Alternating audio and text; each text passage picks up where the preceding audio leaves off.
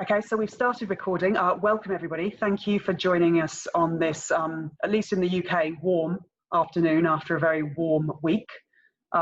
This is the B2C London Marketer Group, and we meet every month. If this is your first time, welcome. Otherwise, I think I see some familiar faces. So my name's Kerry Townsend. I'm a manager at Accenture. This is my Twitter handle. If you wanted to contact me outside of this meeting, then that's the place to find me. And my co-host is Jimson. Hello, everyone. I'm Jimson Lee. I'm a Salesforce Marketing Cloud SME with Cloud Analysts, and we are a registered partner based in Brighton and London and anywhere around the world being virtual. Yeah, so we're doing a lot of great business transformation projects these days because of the COVID situation, and it's great to see with all the negative news that you read on the BBC and elsewhere. There is a lot of work going on in the background on transformation, and companies do realize how this is different now. It's no longer the old normal, and it's good to see some new thinking and new ways to do business. So we're anxious to share that with you on later meetups. Cool. So let me just move that. Next slide. Okay, yep. So the agenda today, so welcome. We've pretty much done that. We've got some public service announcements, and then we have a talk by Alicia today, who is one of the Marketing Cloud champions.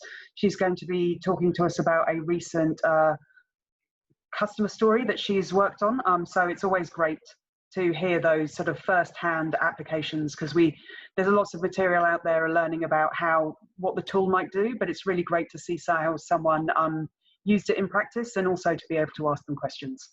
And then we'll have some time after the talk for some Q&A discussion, and we'll keep that going up until we come to the top of the hour, and we're making that just 1 hour today. So if you have any questions during the talk, the best way to get in touch with us is during the chat, and we'll pick those up at the end. So if you want to connect with us, there are a couple of different ways outside this actual meeting. So on the Trailblazer community, trailblazer.salesforce.com, we have a group which you can drop in chat or updates of anything that you might be doing, or ask us questions or share information. And you can find that if you go to featured groups on that page and then search for the Marketing Cloud group, or you can use the bit.ly link that I've got here. We've also started a YouTube channel, so all the recordings from here are going to go on that YouTube channel, and I think we have probably the last 2 or 3 meetings on there. And that is, you can go on there by searching SFMC London, and that will bring you up that particular channel. And we also have a Twitter handle for anybody that's on there, and that is this handle that you can see on the screen. I know if I read it out, I'll get it wrong. It's one of those things where it tried to indicate what it was, but by doing that, it became so long, it became confusing. So, but please join us on there. We try to announce the meetups and when the recordings are available on there in terms of the information. And Gibson, over to you. Great. So once again, we are on the 4th release of 5. Every year we get 5 releases from Marketing Cloud, unlike 3 with Salesforce Core. And we had the July release, which should now be live as of August 1. So if you don't see any of the features that I'll be going through in the next 5 minutes, please reach out to support and find out. This will be shared later. If you want to know more about the release notes for July, these are the links. There are some videos that are short, and the next one will be October. So October will be the last of the 5th annual notes. Next slide, please. So I'm just going to go through 5 quick highlights that I felt that were pretty neat. And the first one is Alert Manager for setup. And if you go to setup on your Marketing Cloud, the most important one I find was the real-time email alerts. And that's because often, in my case, the client name is the admin name on the org or on the instance on Marketing Cloud. But for me, I want to be notified something goes wrong. I don't want the client to be notified. So in this, you go to settings, company settings, and alert, manager, and you can actually enter your name and be notified when things do, crap out or when things need attention. Next slide. Okay, so Journey Builder, I hope you are aware that there are several webinars being championed by Gilda Hilaire, and we just had one recently on the single send journeys for Marketing Cloud emails and SMS. And this is a big game changer now, because I felt that I had some emails being sent out through automations. I had some emails sent through Journey Builder, and by having everything unified in Journey Builder, including a single send, it made things easier for me at least. And this now, with both SMS and email, you can send a single send journey. And we all know Journey Builder is great because of the various ways you can enter data, trigger data through Journey Builder. And Salesforce Advanced is probably the most important one out of them all. And yeah, take a look at it. If you are working with Marketing Cloud, try using this method for sending a one-off email for Journey Builder. Next slide. So I think a while back, last few weeks, Claire Jones texted me, or texted the group chat about, how do you know, actually, no, next slide, actually. Oh, perfect. Yeah, Claire mentioned, how do you know where subscriber is in a journey path? How do you know where they are? And this is the feature that you can use. If you use contact path, you can actually see, where they are in the journey. There is an older way of doing it through logs, which is really painful, which is what someone suggested on that chat. But this now is a nice game changer. So you can actually see, where they are, and if you have to stop them, you can stop them. Next slide. 2 more, I think, to go. Okay, Content Builder, the interactive email, wonderful feature. It's free, it's included. Now, there's one thing I love about Pardot, and that's how you do progressive profiling. How can you get the text field pre-populated? Well, as of August 1, the pre-populated text is now part of interactive email. You can now use this as well as any of your outgoing email, cloud pages. Take a look at it. Again, it's free, it's included. Should be working fine as long as your data is cleaned up. Last slide, sorry. And this is something that I guess I harped on about 2 years ago, and Eunice did a talk on Google Analytics 360. And one of the biggest pet peeves that we had was that it was only 24 hours, 1 day refresh cycles. So, and if you work with Google AdWords and AdSense, your ad campaigns can change by the hour. So now with the increased refresh rate with GA360, you can change that to an hourly or even longer if you need to. So I personally would change it to hourly because I like to see my campaigns get changed a lot. But it's no longer the 24-hour limitation to the refresh on GA360. And that is it for the July release of Marketing Cloud. Any questions, you can add them to the chat or ask after. And at this point, I'd like to pass on the talk to Alessia. So Alessia. Thank you, Jimson. I'm gonna click share my screen. It's gonna work.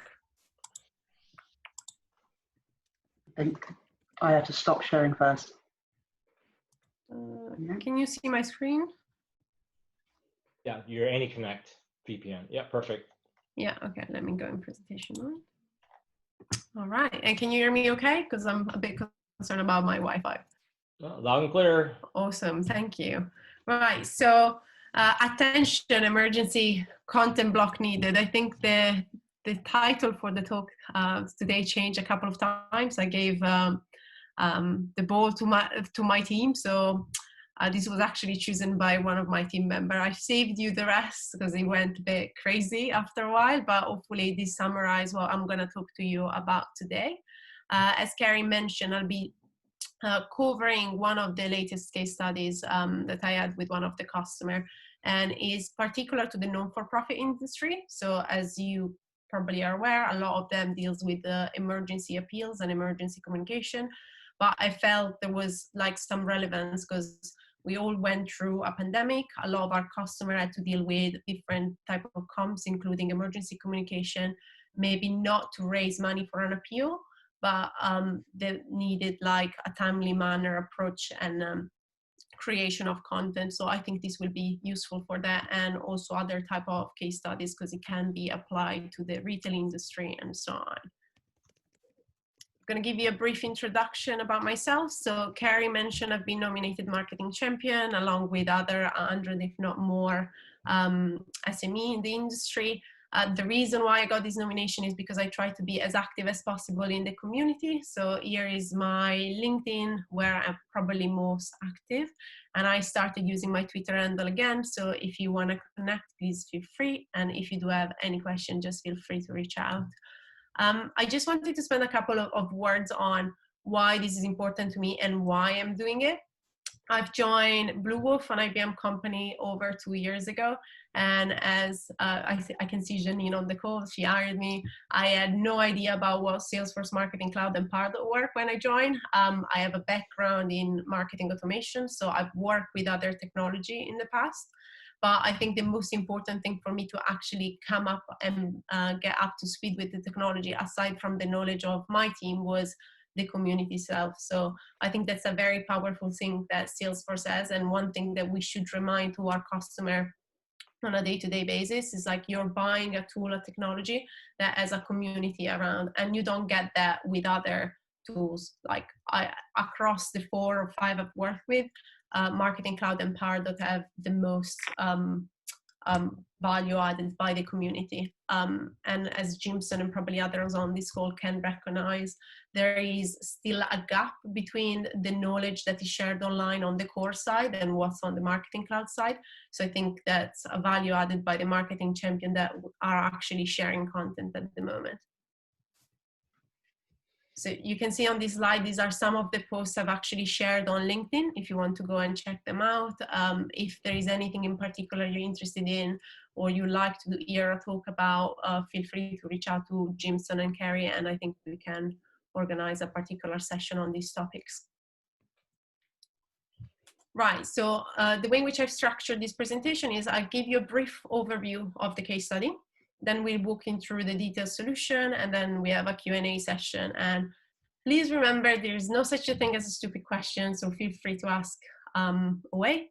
I know that there are different type of members on this call. There are people that are very knowledgeable, and other that I've just started with Marketing Cloud. So please feel free to ask away. Right, so the case study. I want you to take a step back and imagine you're actually working for a non-for-profit organization. As part of this non-for-profit organization, you are the marketing lead, and you're very small, 4 people.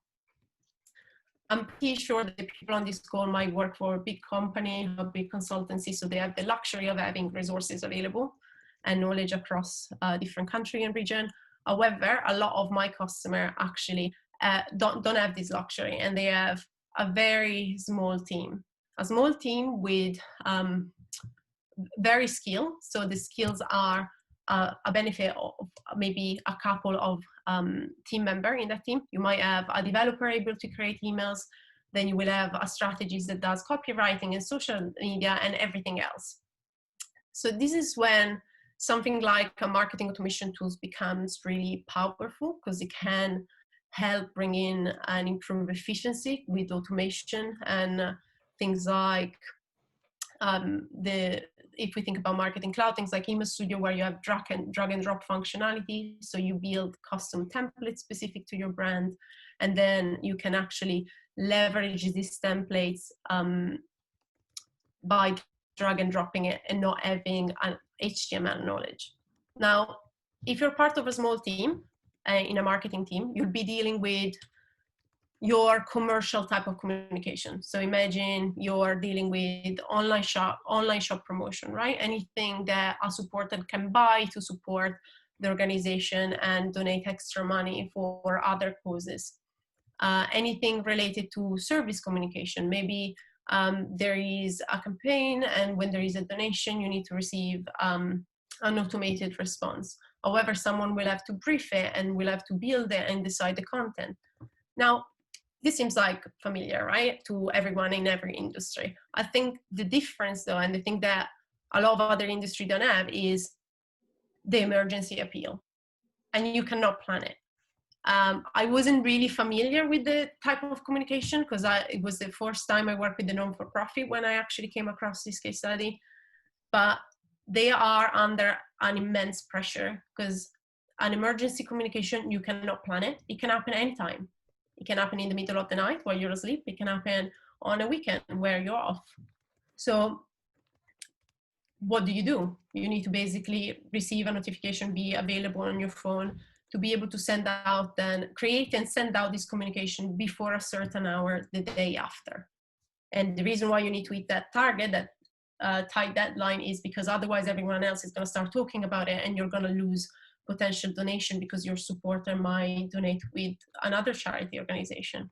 So you need a way to send out comms in a promptly manner and then basically be able to send it out immediately before anyone else. If you're in a team of 4, you have 2 resources able to create HTML communication, that becomes really, really hard. It means you need to be available after hours, you need to be available on weekend, and you need to make the most of what you have. What though if things could be made easier? What if this could be made easier by a tool like a marketing automation system, and it could be mostly automated? Surely it won't give you the full freedom of not being around on weekend, but you could potentially train other people and change the type of skill set that your team require. You won't need developers anymore because that's all set up. It just needs to be switched on. Right, so the pain points of my client were exactly that. They had a small team, very little capacity. They had lack of skill.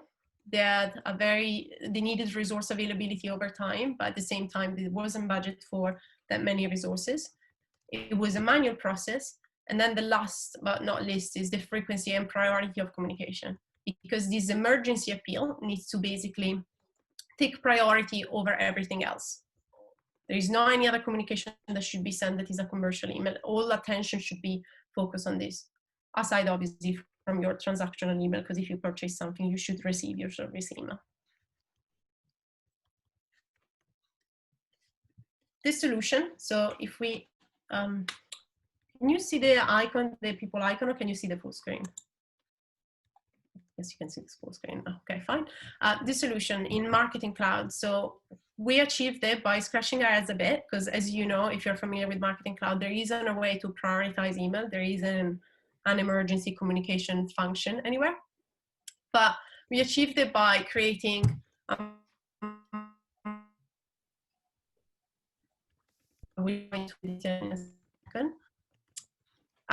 couple of Ampscript function in a content block, a series of email template, and a series of emergency template content blocks that could be reutilized and amended ad hoc.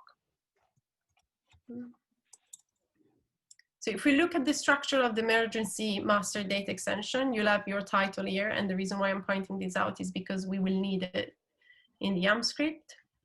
And then 2 fields, the content ID, that will be your primary key, and a status, a Boolean field that should be set by default to false. And imagine this data extension being empty. I had 2 records in there, obviously, because I had to actually test before the session.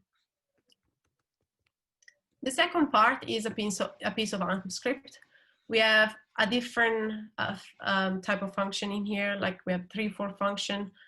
The main one is the lookup order rows, and I'll walk you through the step. But what it does, it basically gives you the ability to look inside the data extension and retrieve specific rows. Then a row count, because we wanted to know how many records were inside that data extension. As I said, that will be your master list, the master that will contain all the content that you will want to send out. Then we had an if statement, because if the data extension was empty, meaning there is no emergency, we didn't want the content block to display anything and not even run, and basically let it go. And then we have the loop. And the reason why we introduced the loop was because halfway through this process, we realized that there might not be just one emergency going on at the same time. There might be more than one. So can we include more than one emergency block inside our communication? Yes. And I'll invite you to think about other fields in other industry where you can actually use this type of approach, where you actually have multiple things that you want to stack inside an email, for which you will basically use a loop, right?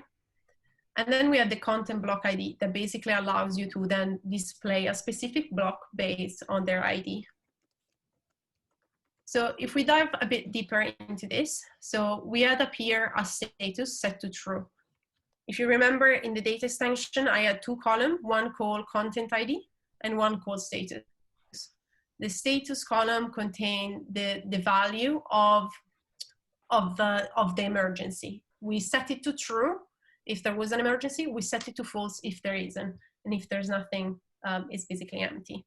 So we want to retrieve with this piece of Ampscript code only records in that data extension that have a status set to true. The second things that we define here, and honestly you could have just write in the function itself, is the number of rows to return. This is set to 0 and it can be a bit confusing, but what it does is basically saying to the function to retrieve them all. It's just a default value. If you set it to 0, it will retrieve all the rows that it finds.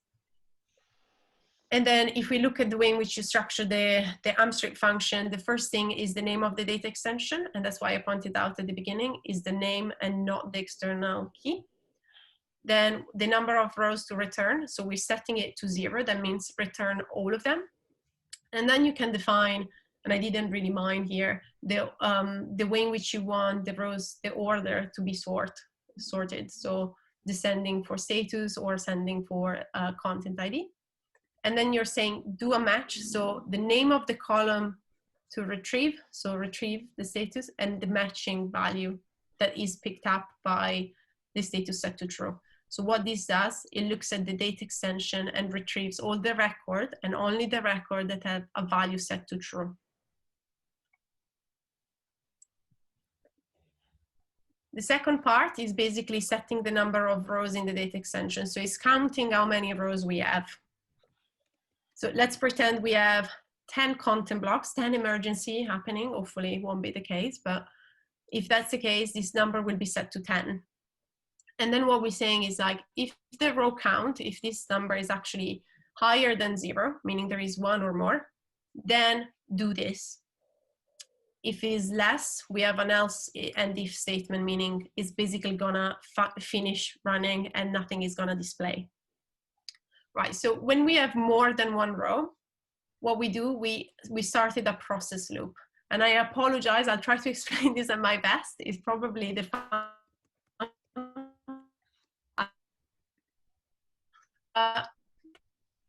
of required statement variable inside the for process loop.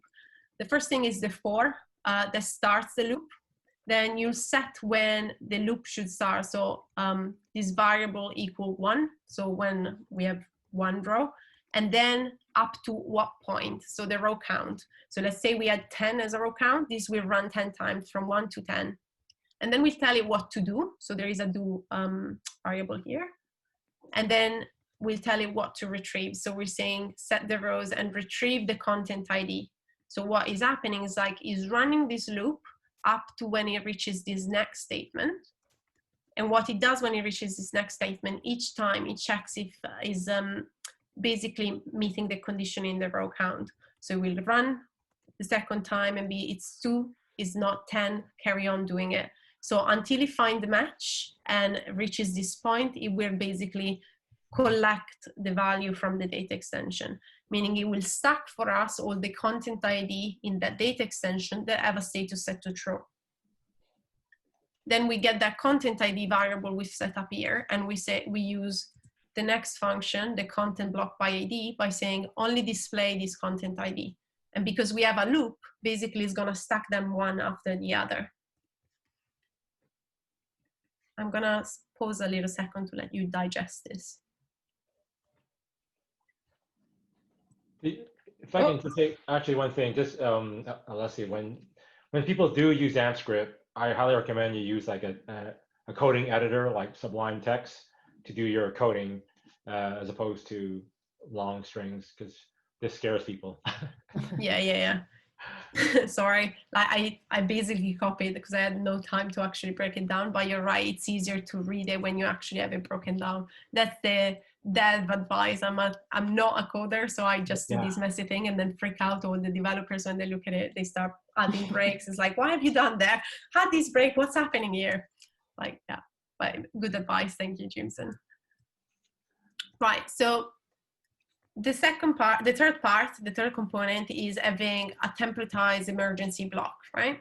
So an example for us was this. It can be tweaked last minute, change the images, add the call to action. And what you need is basically the ID. So when you're creating a block in Marketing Cloud and you save it, then it brings up these properties, and that's where you get the ID. And that's the ID that we will be using inside the data extension. So as you can see here, I've added some samples. So I have my content ID, and the status is set by default to false. The way in which you can add them to the data extension is obviously either via an import, or if you're not aware of it, in Contact Builder, you can go and actually edit record by record manually, one by one. So it's quite handy to actually edit this by Contact Builder instead of actually going and importing a file inside it. Right, so in order to display this content block, the status should be set to true. Just one word of advice in general, test, because sure, these are templatized content blocks, but because we're gonna share the Ampscript content block across all your template and communication, where you will want the emergency blocks to appear without you even touching them by only switching it on, what you wanna do is drag this content block inside your template and test before you switch it on in the emergency data extension that is still performing properly and you've not broken anything, especially for mobile responsiveness and stuff. Because one thing is like you want to act in a promptly manner, but in a timely manner, but at the same time, you also want to make sure that whatever you're sending out is correct, right? The last thing you want is this email to go out and not be readable or have not a link behind your call to action. So yeah, just remember to do that tiny test before sending. So here is exactly when then you add your content ID, the status, and when you're ready, you switch it on to true. What will happen then is basically what I've got on this graph. If the Ampscript will look inside the data extension, if the data extension is empty, nothing will appear. If the data extension contains a content ID and the status is set to false or more than one, nothing will appear. And if the status is then set to true, it will retrieve one or more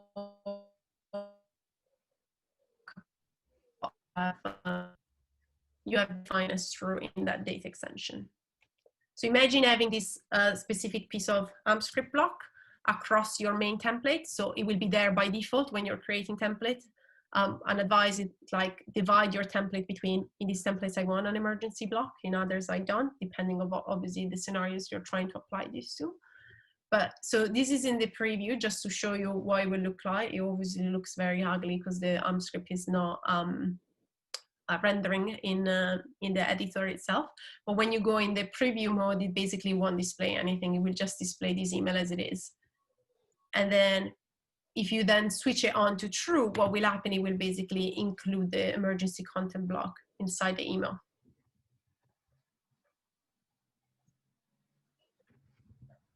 This component wasn't built on its own, obviously, especially because there was a request about prioritization and frequency. I will not go into the detail because we did have another session about the frequency, the custom frequency capping solution we did.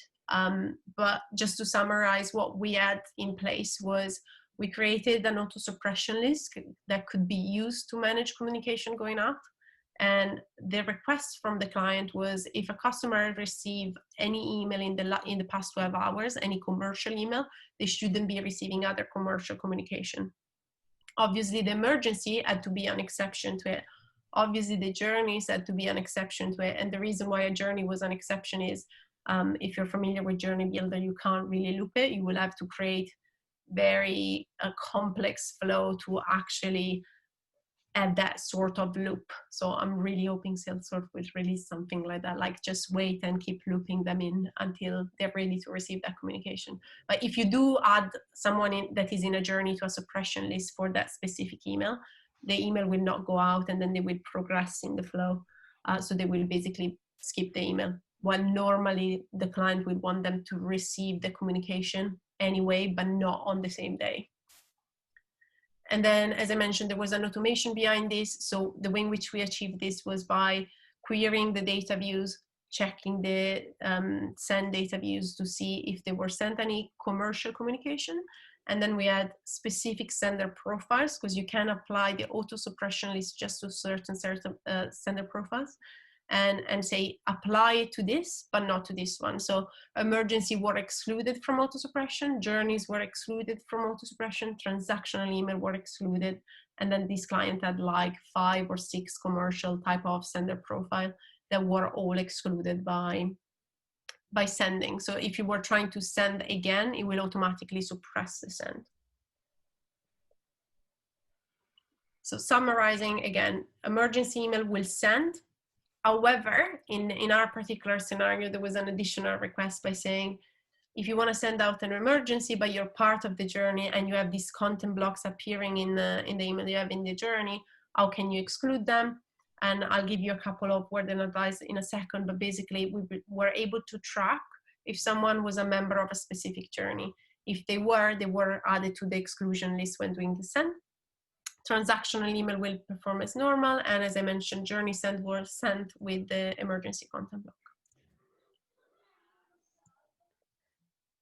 Right, so how can you track if someone is a member of a journey?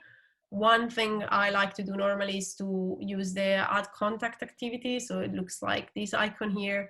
You can basically add the subscriber key to a data extension and then use it to track the membership of that flow. I know that Salesforce recently released an extension, I think, or an app for Service Cloud that actually, for Sales Cloud, that allows you to see if someone is already a member. So that might be an easier way to do that. I've not tested it yet.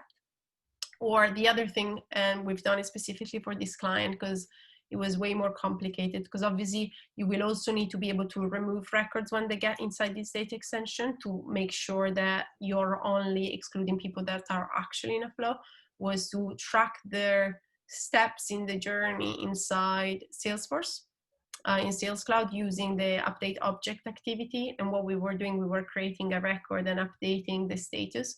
Obviously, you create a very long journey where in each step you say what's happening, but they wanted to have that granularity. But in that way, you could query your data extension with Automation Studio and say, if you are part of a membership data extension and your status is not set to exit, then add them to this exclusion data extension. If you're actually in there and your status is set to exit, then remove it from that data extension and then exclude them that way. So the impact for the client. First of all, we automated most of the process, because now you just have to tiny tweak a data extension and obviously the content, because that will vary each time, and then activate it across all. So they didn't have the need to go in and pause all the journeys that they had anymore, or stop all the communication. They could just switch these on, and the communication that were scheduled will include this with this emergency block. We simplified, obviously, the creation of email with Email Studio. That's thanks to Marketing Cloud, and by creating template that anyone can use with drag and drop functionality and the editor. And then we improved the efficiency for their team, because obviously there was 12% the reduction of the marketing overhead. But I think the most important thing related to this particular solution was that we reduced the time that they responded to the emergency communication. And this has an impact of obviously on speed of donation, but I don't have the value, the numbers here, because it wasn't directly related. I think further testing needs to happen on the speed of donation, how to change it. But this definitely improves the way in which someone can turn on an emergency communication in the system.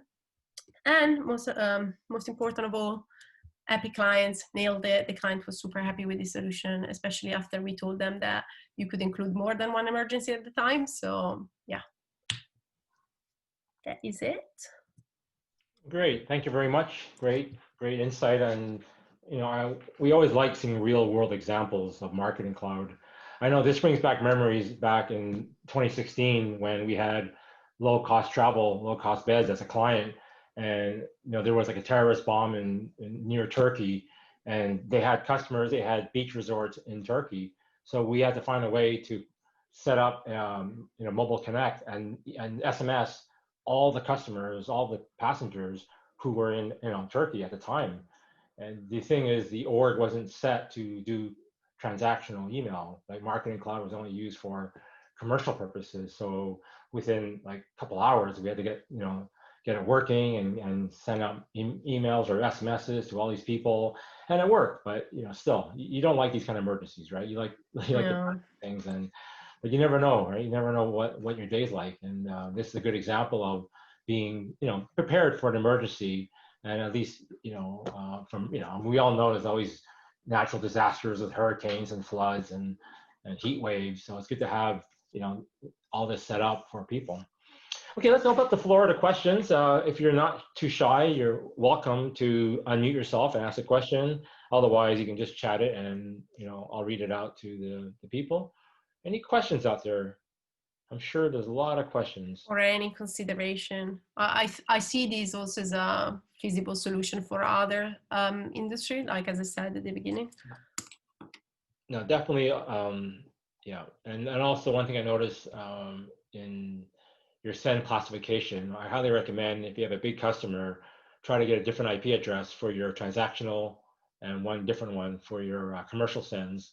This way, if for whatever reason you have a bad reputation with your commercial profile, your IP address, at least your transactional will always be rock solid. Yeah. So that's number one tip if you can get it, if you can afford it. Okay, David Barber has a question. How long does something like this take to implement?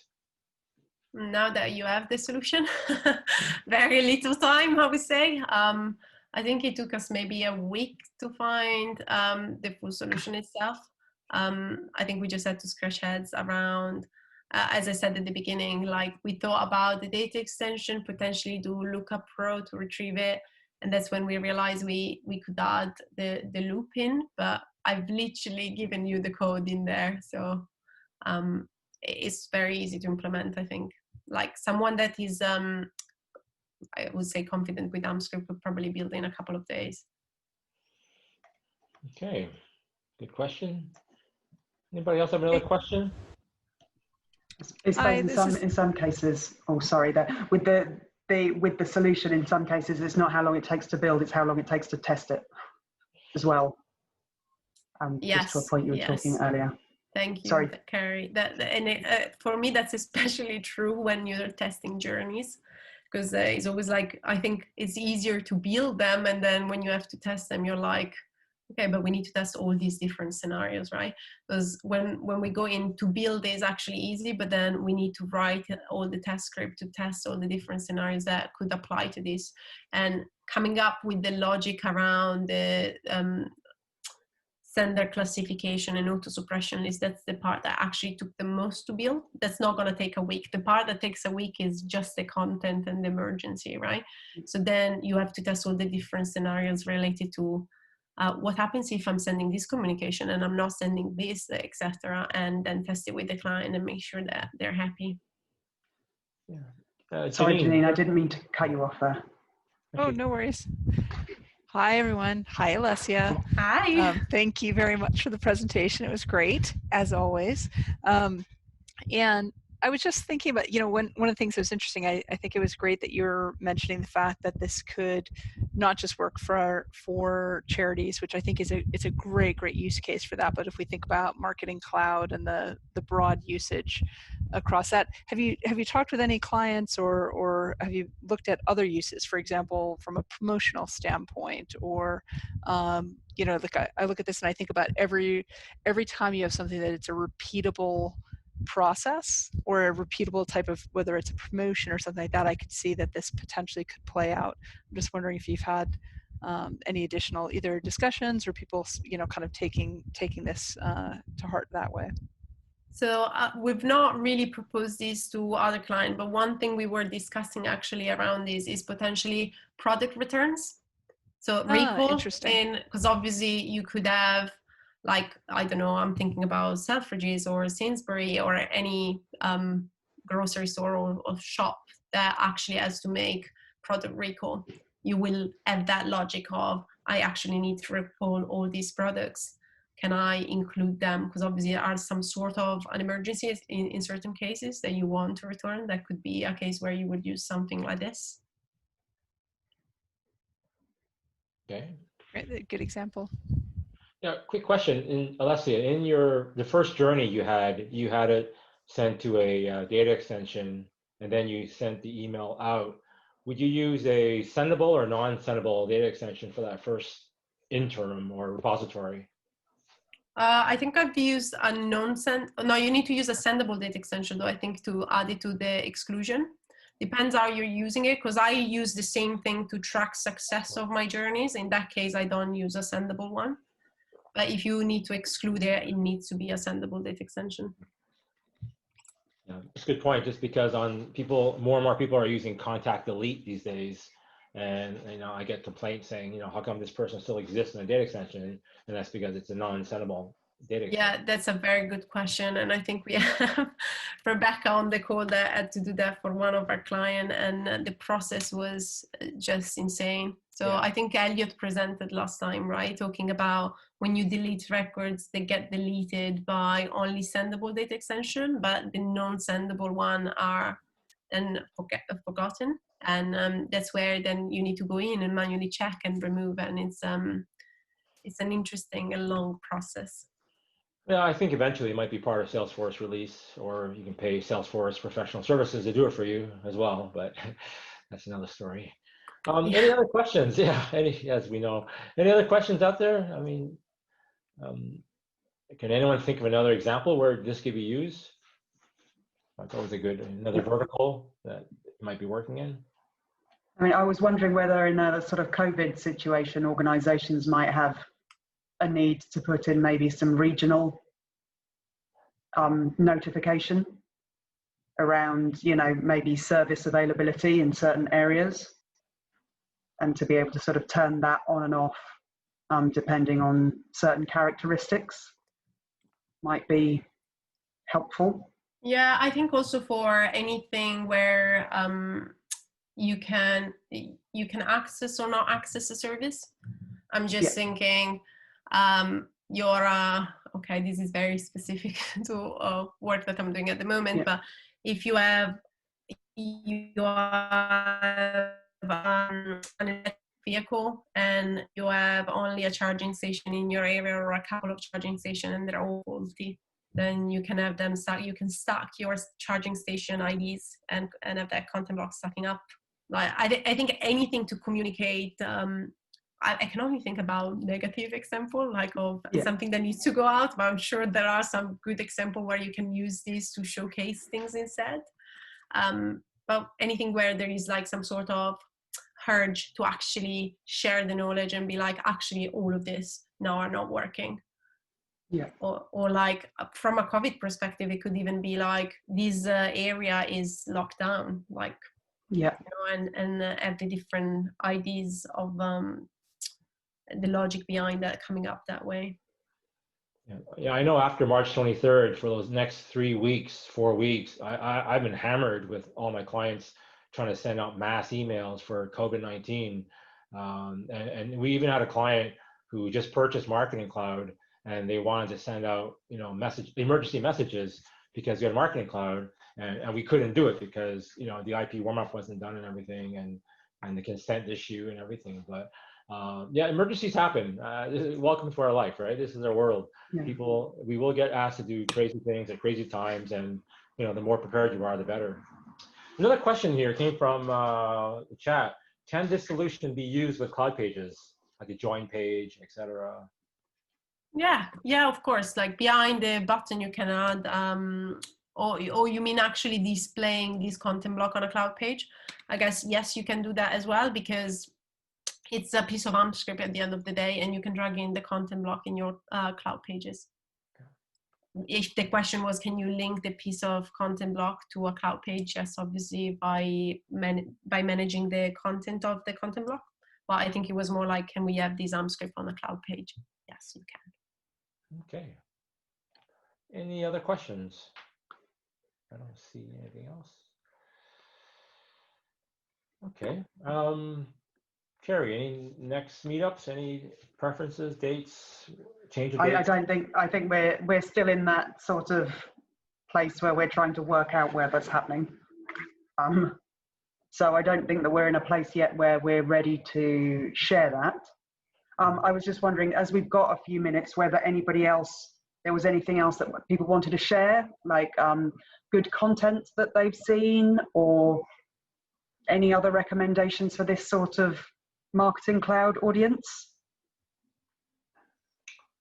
Well, I think Astrid just mentioned that the use for cloud pages is greater than email, because how many times are you on an email on your phone? Because I answer all my email on my phone, and if you click on it, you're always redirected to like a cloud page or a web page. So I think any kind of personalization, any kind of emergency messages, meetings, long text should all be part of a cloud page. So you should always design for a cloud page as well as email. You could even use it to advertise events and things like that, I guess. If you think about it, you just have a reusable content block and you switch them on and off. Yeah. That will appear across all your different content from a positive perspective. Yes. Yeah. So like a banner, really, like, banner announcement type piece. Yeah, no, that's compelling. Yeah. Any other links, anything special in Marketing Cloud you want to hear? We always want to hear back from you, from everybody, because I mean, we can sit here and talk Marketing Cloud all day long if you want to. I'm happy to do that. But if you want any specific topics, feel free to ask us. I mean, this has gone worldwide now. This is no longer London, right? We have people from America, India, Europe joining us. So it's no longer London restricted. So please, any questions, topics, suggestions, we're open for that. I'll give some ideas. Yay. I think there is one thing I never really have the time to explore is useful apps. So I think it would be good to hear from people that potentially use that. I've heard a lot about SalesWing, so I'm actually trying to arrange a demo of that because it covers the B2B side of Marketing Cloud. I'm quite curious to see what they can do, and then potentially compare that with a custom solution, or now you can use Marketing Cloud for B2B. Yeah, we're friends with Patrick as well, and we love the product. The price point is a different story, but it does add a lot of product functionality within Marketing Cloud. So yeah, we can get Patrick and people to come on and speak. It is 7 p.m. for them, not 6, because they're in Europe. The two App Exchange products, or free products, that everyone should be using is Query Studio and Deployment Manager. If you haven't installed those on your org or instance, please do. I mean, it's I guess we could make a talk on that if you like. Yeah. But it saves you a lot of time. Trust me on that. I like Query Studio. I use it all the time now because I'm so tired of having to create a data extension, temporary data extension, and with Query Studio, you just do it, boom, boom, and you're done. And it's really, I'm surprised it took forever. But yeah, if you don't have those two downloaded on your org, please download them and learn about it. It's quite handy. Anything else? So yeah, so back to the meetup date. So traditionally, we're always the last Thursday of the month, but we seem to be in conflict with a lot of groups, like the London admin user group. So Carrie and I were sort of thinking either mid-month or third Thursday or mid-Thursday. Any Any preferences to day of the week, or is every day the same for you guys? No, no. Hopefully it won't all be the same forever. Come on. Yeah. But no, I agree. This one does sometimes go into conflict with some of the other sessions, but I think mid-month would be, is certainly might have fewer conflicts. Yeah, I think that the challenge is that the last Thursday of the month happens to be when just other things happen as well, instead of as well as community groups. It's like it's the last Thursday of the quarter or something like that, so it clashes with a lot of other sort of work events or other webinars. They seem to be very hotly contested. It always amazes me that there can be 30 or so days in the month, but the 3 things that you want to do are all effectively on the same day. Yeah, my Tuesday, Wednesday, Thursdays are all stacked. I mean, I'm like from 9 to 9. I'm on the screen, but I could move it to Friday night if you want, but we won't do that, will we? Will be just me and you, Jim, so not me. Yeah. and my wine. Maybe Carrie, but I bet Carrie would rather go out. Full commitment. I'll also be there, but we might not have much of a community, like as much of our audience. Actually, one last question from Astrid here before we go. We have 2 more minutes. So Alessia, the question is, so we still wonder why this client wanted a block instead of swapping out a planned email with the emergency email. Because that will replace the full journey comms, and you will miss your main communication. They just wanted to add it in. I think there is nothing stopping you from replacing the old content, but if you do include this block in your journeys, because there is no way to loop them back in, I think then you're gonna basically give up some of the journey content for the emergency block. It's something that can be considered, I guess. I did like better the idea of having a landing page that actually shows and flashes with all the emergency block. Okay, great answer. Okay, on that note, we're exactly on the hour. Carrie, you want to wrap this up? Yeah, no, I mean, all that remains to be said is thank you for taking the time to join us today. We really appreciate it. We understand that, there is a lot of things competing for people's time, and there is a lot of screen time. And to again thank Gibson and Alicia for your, content and your continued support with these events. And again, if anybody has a talk that they'd like to share with us, and it doesn't need to be a full talk like this, it might just be 10 minutes of a tricks and tips type thing, or anything that you have to share, then do please let us know, because this is all about peer-to-peer sharing and learning, and it's great to hear from as many different people as possible. So thank you very much. I will endeavor to get this recording up on the YouTube channel within, I'm going to say the next 24 hours, but at least by Monday. And we hope to see you at the next one. Thank you very much. Thank you. Thank you, everyone. Bye. Thanks, everyone. Thank you for coming. Bye-bye. Thanks a lot. Good night.